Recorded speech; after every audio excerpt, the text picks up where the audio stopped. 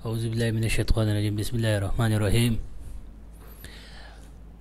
څنګه تاسو پته د افغانستان کې حکومت جوړ شو او اعلان وکړو، خو صرف او صرف تاسو په انټرنیشنل میډیا ټوټل میډیا چې ګورئ صرف واحد یوه خبره کېږي د ښځو د حقوق، نور پکې بله په افغانستان حکومت باندې بله څه خبره باندې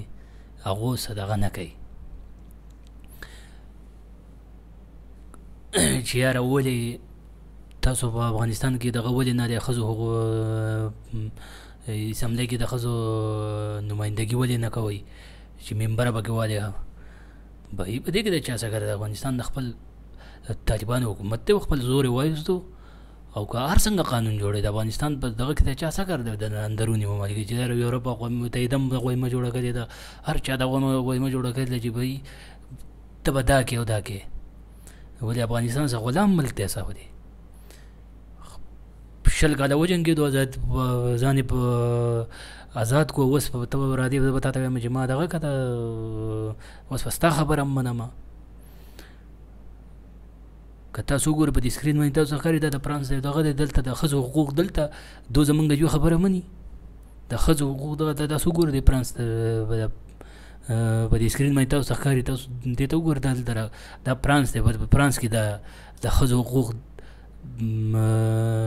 کنی هلته شته دی کنی افغانستان د بل چا په اندروني د قانون په دغه کې ګوتې والې دي،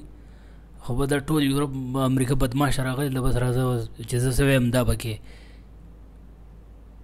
او یو مسلمان ملک ورته نه وایي چې یاره به ترڅه کې به د افغانستان خپل قانون دی خپل خلک دی خپل هر څه دي چې هغو هر څه کوي د هغې سره په دې کې د چا څه کار د ایران په دغه کې څوک ګوتې والی شي یا د روس په قانون کې څوک ګوتې والی شي یا د چین په دغه کې څوک ګوتې والی شي د سعودي عرب په کې څوک ګوتې والی شي خپله مرضي ده چې بدله یې جوخه دغه او بس دو دا دغه رایستی دی یو غویمۍ رایستی ده چې بس په افغانستان کې به د ښځو حقوق او د ښځو حقوق او د ښځو حقوق او د ټوله کنې هالیوډ انجلینا جولي هم پکې راپاڅېده ملال هم پکې خبرې وکړې چې یاره او کنې تاسو وګورئ تاسو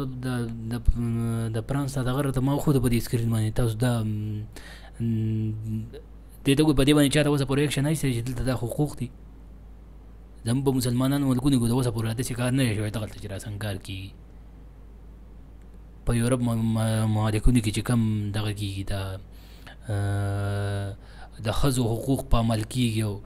بېعزته کېږي او دغه کېږي داسې خو په مسلمانانو ملکونو کې هم داسې نه لږه څونه چې په یورپ ملکونو کې د هغو بېعزتي کېږي او د هغو یو دغه کېږي